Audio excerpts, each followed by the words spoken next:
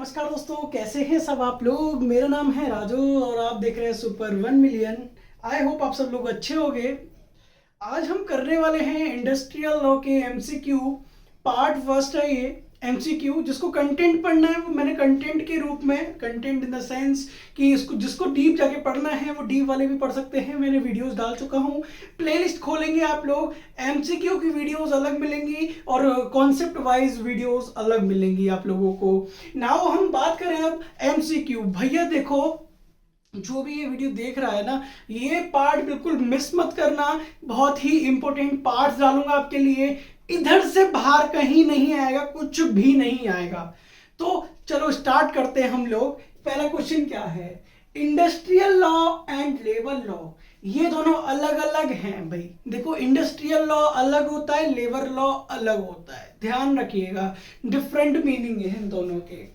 As per the factory act के अंदर adult को, ठीक है, एडल्ट कौन होता है? एडल्ट वो होता है जो 18 साल का कंप्लीट हो जाता है। सर आपने क्या बोला? एडल्ट वो होता है जो 18 साल का कंप्लीट हो जाता है, इसको हम एडल्ट बोलते हैं। और ये सेक्शन जरूर याद रखिएगा मेरे दोस्त, मेरे भाई। ये सेक्शन नंबर 2 क्लॉज ए में, 2 क्लॉज ए में एडल्ट के बारे में दे रखा है। इसको बहुत अच्छी तरह से बिल्कुल याद कर लीजिएगा कि एडल्ट किस सेक्शन में दे रखा है। यहां से दो क्वेश्चन बने कि एक तो ये बना कि एडल्ट किसको कहा जाएगा। एडल्ट उसको कहा जाएगा जो 18 साल का कंप्लीट हो जाएगा। और एडल्ट कौन से सेक्शन में दे रखा है? एडल्ट 2 सेक्शन 2 क्लॉज ए में दे रखा है। नाउ थर्ड क्वेश्चन देखते हैं। ये कह रहा है कि चाइल्ड को कौन से सेक्शन, मतलब चाइल्ड किसको कहते हैं? जो 15 साल का कंप्लीट हुआ हो उसको हम चाइल्ड कहते हैं। और इसका सेक्शन दे रखा है section 2 clause C. 2 clause C. दो क्वेश्चन अराइज होते हैं यहां से देखो 4 क्वेश्चन तैयार हो चुके हैं कि एडल्ट किसको कहते हैं? अडल्ट वो कहते हैं जो 18 साल का कंप्लीट हो चुका है, ठीक है। और ये कौन से क्लॉज में आता है? सेक्शन 2 क्लॉज ए में एडल्ट के बारे में बात करी गई है। नाउ मैं चाइल्ड को करूं तो चाइल्ड को कहा गया है जो 15 साल का कंप्लीट हो जाता है, इसको चाइल्ड कहा गया है। और ये सेक्शन नंबर 2 क्लॉज सी में इसके अंदर बात करी गई है। एज पर फैक्ट्रीज एक्ट, अगर हम फैक्ट्री एक्ट को देखें, dash of a factory means the person who has ultimate control over the affairs of the factories. जिसको पूरी फैक्ट्री के बारे में अता पता होता है कि फैक्ट्री कैसे रन कर रही है, कितने एम्प्लॉयर हैं, कितने वर्कमैन हैं, कितने एम्प्लॉय हैं इसमें। तो ये सबको खबर रखने वाला उसको बोला जाता है ऑक्यूपायर। क्या बोला जाता है भैया? ऑक्यूपायर बोला जाता है। इसका सेक्शन याद रखिएगा, सेक्शन 2 क्लॉज एन में दे रखा है। 2 क्लॉज एन। अभी तक 3 क्लॉज, मतलब 3 सेक्शन पढ़ाए। कौन कौन से? सेक्शन नंबर 2 क्लॉज ए में एडल्ट के बारे में, section number 2 clause C child के बारे में, सेक्शन नंबर आपका क्या पढ़ाया? 2 क्लॉज एन वो ऑक्यूपायर के बारे में। I hope you get this point. Section number 2 clause A, ये तो देखो अब मेरे को पढ़ाने की जरूरत नहीं है। Section number 2 clause A of the act define, क्या डिफाइन करता है? एडल्ट को डिफाइन करता है। किसको डिफाइन करता है मेरे दोस्त? एडल्ट को। किसको? एडल्ट को, ठीक है। अकॉर्डिंग टू द डेफिनेशन, क्या बोल रहा है ये? According to the definition of week. क्या बोल रहा है? वीक। वीक माने क्या होता है बेटा? है भैया सप्ताह। क्या होता है बेटा? सप्ताह। क्या होता है भैया? सप्ताह। Under the act it is a period of 7 days beginning eight midnight. देखो भैया ये कह रहा है कि जो हमारा वीक होता है ना, वो कब से स्टार्ट होता है? उसका आंसर क्या है? वीक जो स्टार्ट होता है मिडनाइट ऑन सैटरडे, सैटरडे की रात से, ठीक है। मिडनाइट ऑफ बिगिनिंग और एट मिडनाइट, जब रात स्टार्ट हो जाती है तो इनका वीकेंड पूरा हो जाने लग जाता है, ठीक है। अंडर सेक्शन 2N, अभी बताया मैंने 2 क्लॉज एन के अंदर ऑक्यूपायर के बारे में दे रखा है, ठीक है। दे रखा है कि नहीं दे रखा? 3 क्लॉज बताया मैंने, बस सेक्शन बताया। सेक्शन नंबर 2A एडल्ट, 2 क्या बताया मैंने? सी चाइल्ड, 2N ऑक्यूपायर, ठीक है। Now as per the act the floor of even work room should be clean once every. देखो ये कह रहा है कि जो फैक्ट्री में काम करते हो आप लोग, तो ये बताइए सर कितने दिन बाद उसमें फ्लोर क्लीन करा जाना चाहिए। तो ये देखिए वैसे तो डेली करना चाहिए, लेकिन फैक्ट्री के अंदर अगर काम ज्यादा है तो हफ्ते में एक बार, ठीक है, हफ्ते में एक बार उसकी सफाई हो जानी चाहिए। Within a week, after a week हमको क्लीन कर लेना चाहिए। यहां तक कंप्लीट हो चुके। Now, the power of inspector is discussed under the Factories Act 1948। देखो भैया ये पूरा है power of inspector. Power of inspector की बात सेक्शन नंबर 9 में करी गई है। याद रखिएगा power of inspector section number 9। अगर बोले कि इंस्पेक्टर किसके बारे में, इंस्पेक्टर के बारे में कौन से सेक्शन में, सेक्शन नंबर 8 सेक्शन में लिख दूं, कहां पे लिखूं, यहां पे लिख दे रहा हूं। देखो इंस्पेक्टर के बारे में सेक्शन नंबर 8 में कहा गया है, लेकिन पावर ऑफ इंस्पेक्टर के बारे में सेक्शन नंबर 9 में कहा गया है। सेक्शन नंबर 9 में कहा गया है। ओके सर, आगे बढ़ते हैं। Ensuring the safety health and welfare, safety health and welfare of the employees is the primary purpose of the, ये किसकी, देखो तीनों चीज का ख्याल रखा जाना, ये हमारे फैक्ट्री एक्ट के अंदर ही आता है, factory act 1948। Okay, now the first factory act, देखो सबसे पहले फैक्ट्री एक्ट जो था वो इनेक्ट कब करा गया था, तो 1881। याद रखिएगा 1881 में क्या करा, सबसे पहले इनेक्ट करा गया था। इनफोर्स कब करा गया था, 1948 after the independence. I hope you get this point. Now the space of every worker employed in the factory after the commencement of factory act 1948 should be how many cubic। देखो भैया दो question बनेंगे इधर से, देखो ध्यान से सुनना है, देखो इधर आओ, ध्यान से सुनो ना। चलो देखो, मैं डांट नहीं रहा, मैं डांटता नहीं हूं, ठीक है। नाउ देखो भैया ये पूछेगा आफ्टर और बिफोर का चक्कर है यहाँ पे, ध्यान से देखिएगा। बिफोर 1948, बिफोर 1948 तो इसमें 9.9 था, और आफ्टर 1948 14.4 क्यूबिक मीटर हो गया। इसका मतलब ये है जब फैक्ट्री एक्ट नहीं लगा था ना, उससे पहले 9.9 क्यूबिक मीटर का क्या था, प्रावधान था कि इतनी स्पेस एक एक वर्कर को मिलनी चाहिए, 9.9।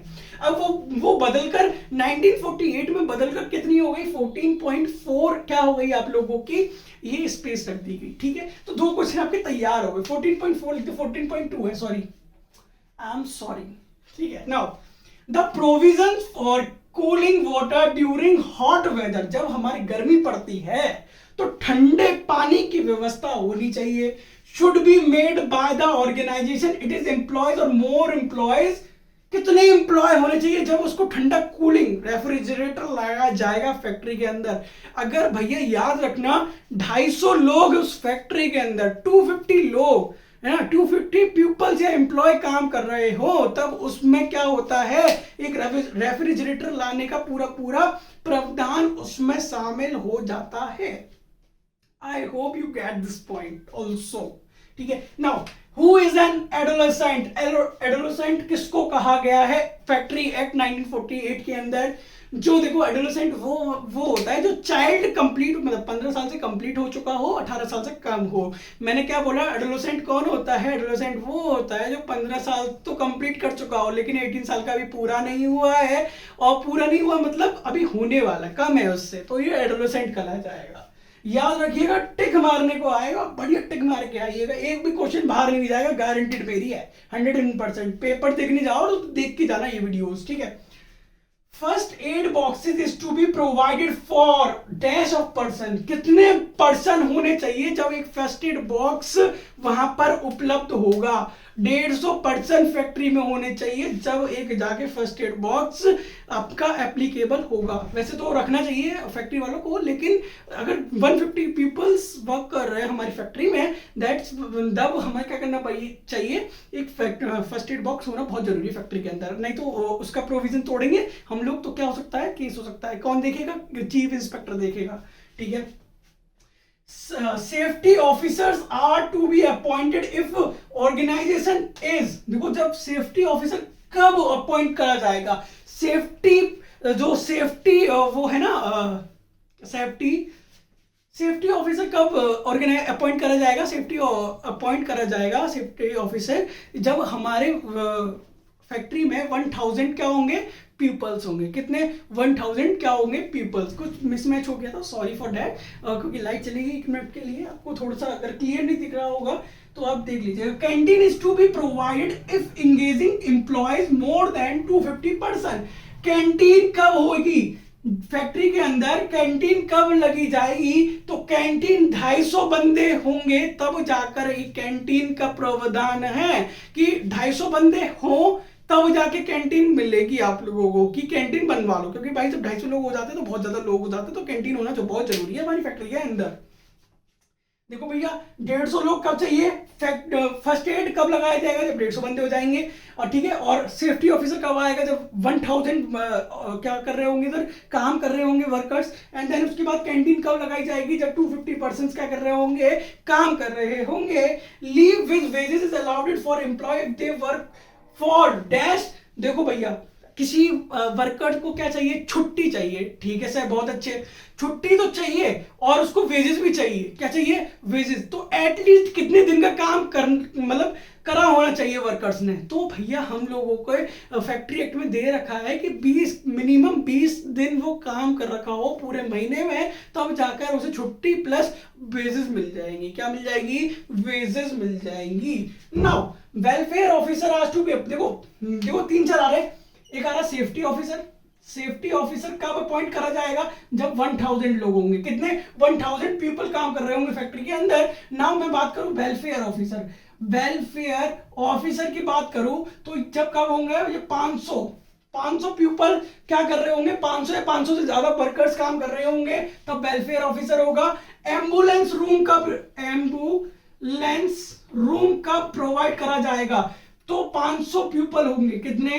500 पीपल्स होंगे तब जाकर क्या होगा? एम्बुलेंस रूम आपको प्रोवाइड कराया जाएगा।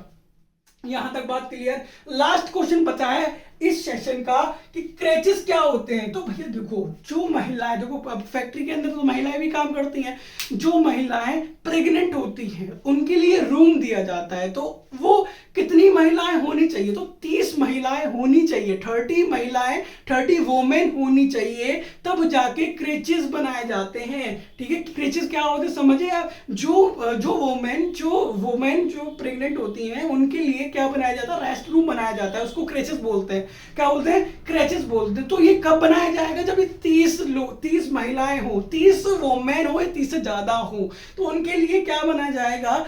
क्रेचेस बनाया जाएगा। I hope you get this point. हर एक चीज इंपॉर्टेंट है, हर एक एमसीक्यू इंपॉर्टेंट है। यहां से इधर से ही आना है, कहीं दिक्कत ना लीजिएगा।